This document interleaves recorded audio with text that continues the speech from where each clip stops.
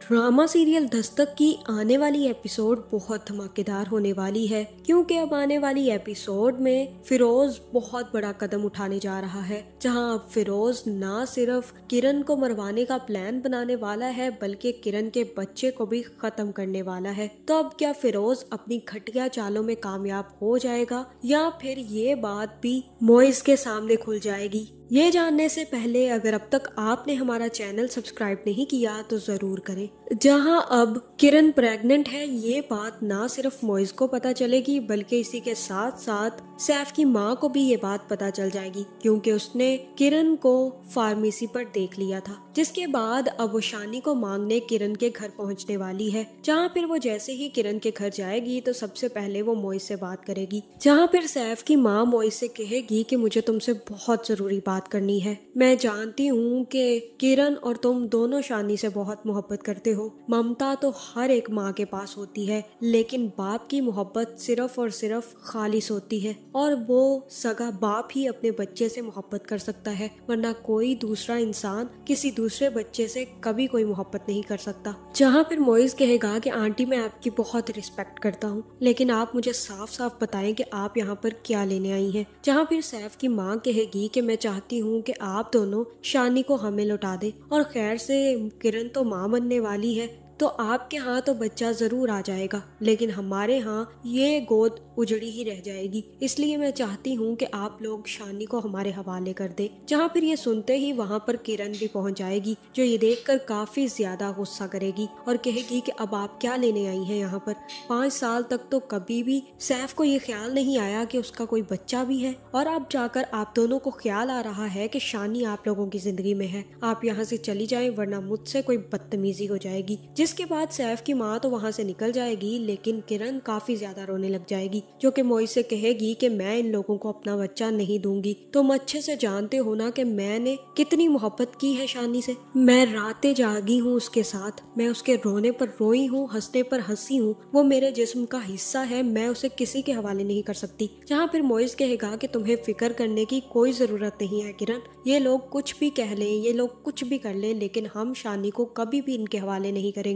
वो कल भी हमारा बेटा था, आज भी हमारा बेटा है, इसलिए अब तुम्हें फिक्र करने की जरूरत नहीं है। वो मुझसे बात करने आई थी ना, मैं उनको जवाब भी दे दूंगा। अब तुम्हें फिक्र नहीं करनी है और तुम्हें अब रेस्ट करनी है। जहाँ फिर सैफ की माँ भी घर जाकर सैफ से कहेगी कि मैंने मोइज को समझाया है और मुझे कहीं ना कहीं लगता है कि वो शानी को जरूर वापस कर देगा। लेकिन किरण आकर बहुत ज्यादा गुस्सा कर रही थी, लेकिन मुझे लगता है कि वो किरण का शोहर मोइज जरूर शानी को वापस कर देगा। आखिर खैर से वो भी तो बाप बनने वाला है, अब किरण माँ बनने वाली है। देखो तो सही, जैसे ही शादी हुई तो वो तो माँ बनने वाली हो गई। जहाँ ये खबर सुनते ही फरियाल काफी ज्यादा गुस्से में आ जाएगी और कहेगी कि ये सब कुछ जो आप बातें कर रही हैं मुझे सुनाने के लिए कह रही हैं ना, ये सब कुछ आप मुझे जताने के लिए कह रही थी ना। आप क्या जताना चाहती हैं या क्या बताना क्या चाहती हैं आप मुझे? जहाँ फिर सैफ की माँ कहेगी मैंने तो यूं ही बात कर दी थी, और तब फरियाल कहेगी कि आपकी यूं ही बात का मैं मतलब बहुत अच्छे से जानती हूँ।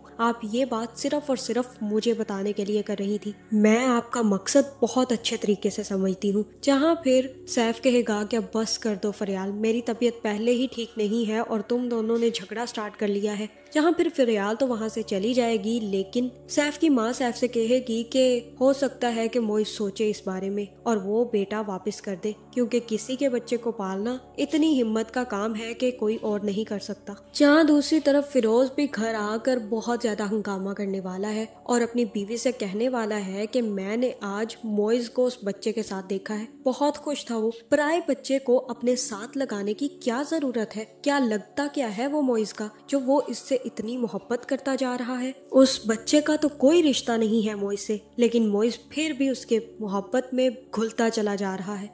जहाँ फिर यहाँ हो सकता है कि मोइज की माँ फिरोज को ये खबर दे दे कि किरण माँ बनने वाली है और मोइज बाप बनने वाला है, इसलिए अब आप ये सारी की सारी बातें भूल जाएं और किरण को एक्सेप्ट कर ले। जहाँ फिर ये सुनकर फिरोज कहेगा कि वाह कितनी बड़ी चाल खेली है उस लड़की ने, मर्द को काबू करने के लिए उसके पैरों में औलाद की बेड़ियां डाल दो ताकि अब वो शोहर कहीं ना जा सके। बहुत चालाक औरत है वो। जहाँ फिर मोइज की माँ कहेगी कि औलाद कभी भी कोई जंजीर नहीं होती, बल्कि वो आपके जिस्म और आपकी रूह का हिस्सा होते हैं। आप अगर उनसे मोहब्बत करते हैं तो आप उनकी हर बात मान लेते हैं। लेकिन अब आप ये बात अच्छे तरीके से जान लें कि अब मोइज कभी भी उस लड़की को नहीं छोड़ेगा। इसलिए बेहतर यही है कि आप भी अब किरण को एक्सेप्ट कर लें। जहाँ मुझे तो ऐसा ही लग रहा है कि अब भी फिरोज किसी की बात नहीं सुनेगा और अब जल्द ही वो किरण और किरण के बच्चे को मरवाने की कोशिश करने वाला है। जहां मुझे तो ऐसा ही लग रहा है कि अब फिरोज अपने कॉन्टैक्ट्स को इस्तेमाल करके किरण की सुपारी देने वाला है। जहां फिर फिरोज ही किसी को फोन करके ये कहेगा कि वो लड़की जो मोइज की बीवी बन चुकी है वो जिंदा नहीं बचनी चाहिए, उसको हर सूरत में मार दो। जहां अब उसे इस बात का पता चल चुका है कि अब मोइज कभी भी किरण को छोड़कर उनके पास वापस नहीं आएगा। हाँ, मोइज एक ही सूरत में वापस आ सकता है अगर किरण की मौत हो जाए।